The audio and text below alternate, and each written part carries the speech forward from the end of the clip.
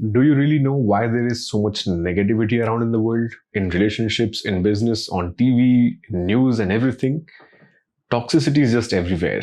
Well, do you really think this world that you see is entirely bad?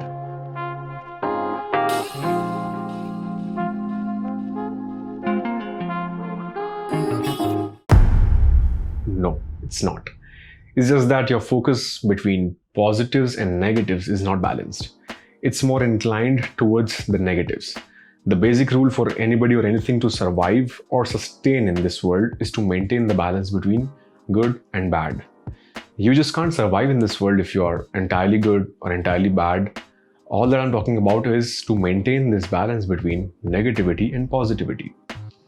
But then in the beginning of this video, why did I say that there's just toxicity everywhere? If you feel the same toxicity in your life and your relationships, then my friend, you are a victim of this mindset called negativity bias. What if I tell you this problem is not with you being negative? The problem is just with this common tendency that you have, which is called as negativity bias. So to understand this negativity bias, let's try to put you in a situation hypothetically where you are in a relationship, and if your partner does not fulfill your promises, you'll simply get upset for a few days. Am I right? Yes, I am. Most of us behave like that when we don't get what we want. However, if your partner is really good and does more than your expectations and puts in all those efforts to keep you satisfied, though, you won't be much grateful and thankful. Am I right? Yes, I am. Most of us are not thankful enough when we actually get what we want. Despite this, we'll begin thinking like, हाँ तो 100 चूहे मार के बिल्ली हज को चली, which means you will fulfill one of my wishes after neglecting 99 of them. The problem is, you won't focus on that one wish fulfilled because your primary focus would be on those 99 wishes unfulfilled. This is an absolutely perfect example to understand what negativity bias is. The basic science behind negativity bias is that we humans give more importance to things that went wrong than to the things that went right. Now let's discuss why we tend to do so. This instinct has been inculcated in our habits since childhood. Just think of your childhood days. Whenever your parents taught you something with love, you took them for granted and you didn't give much of an importance to follow their instructions. But when they scold you or punish you for something, you tend to understand everything more clearly because of this fear to be punished. This habit itself is the root cause of you having this negativity bias throughout your life.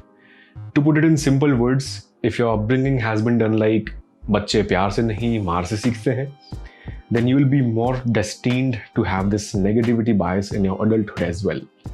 But if your parents brought you up with patience, love, care, and appreciation, then probably you will be able to focus on the good things in life as well.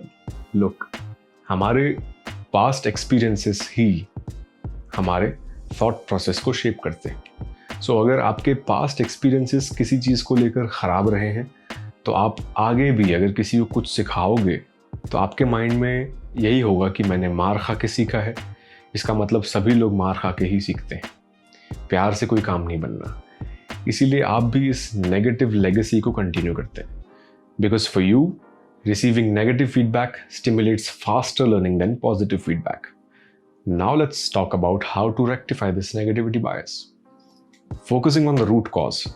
So if your parents would have appreciated you for achievements and brought you up with love and care since your childhood, then you would have been a totally different person than you are now. Well, how to rectify this? First of all, you have to stop complaining about the bad things that happened to you in the past or in your childhood, and learn to appreciate and love from now onwards.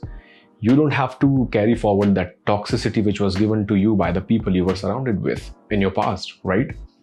Instead, begin with establishing a new lineage of appreciation and forgiveness. Forgive people for their mistakes and also give them some positive feedback if they are doing some efforts to improve the relationship. This lineage will create a whole new generation of balanced people influenced by you, which I think would be a great achievement for you, your people, and the entire society that you create. Well, now some of you will think it is easier for you to speak about positivity. The people I'm dealing with are not meant to be treated like that. They'll take me for granted if I don't punish them and all of that shit. Of course, I know this is the reality, but what I suggest is that you could try to bring something like a ratio of 3:1 between punishment and appreciation, which means for every 3 bad things, you'll add 1 good thing to the way you treat people around you. You are not supposed to be entirely good or entirely bad.